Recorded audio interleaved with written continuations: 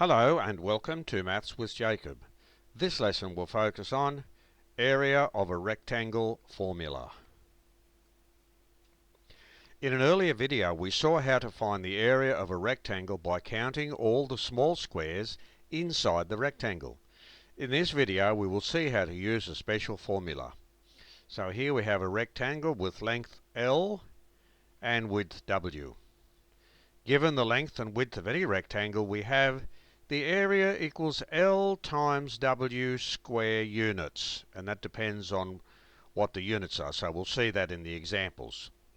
So here's example 1. Find the area of each of the following rectangles, and the first example has a rectangle where the length is 6 centimeters and the width is 4 centimeters.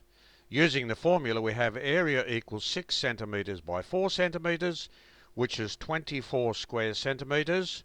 6 fours are 24. You should all know your tables really well by now. And that's 24 square centimeters. And that's the short way of writing square centimeters. Example 2. This rectangle has a length of 15 centimeters and a width of 8 centimeters. So the area is 15 centimeters by 8 centimeters. 15 times 8 is 120, so it's 120 square centimeters, and that's the short way of writing it. Example 3. Here we have a rectangle which is 2 centimeters long and 7 millimeters wide. What do you notice about the measurements of this rectangle? Now, if you look carefully, you will see that the length is in centimeters and the width is in millimeters. We note that the units must be the same. So the length is 20 millimeters because 2 centimeters equals 20 millimeters. And the width is 7 millimeters. Now we have the measurements where the same units are used. So the area will be 20 millimeters by 7 millimeters, which is 140 square millimeters.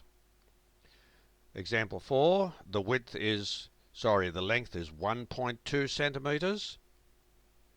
The width is 4 millimeters. So the area will be 1.2 centimeters by 4 millimeters. Now 1.2 centimeters, that's 12 millimeters, and the width is 4 millimeters. 12 fours are 48. So that's 48 square millimeters.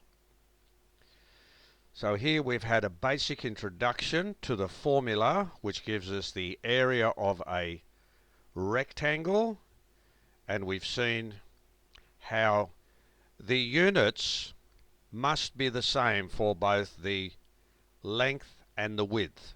So make sure you adjust the units before you find the area.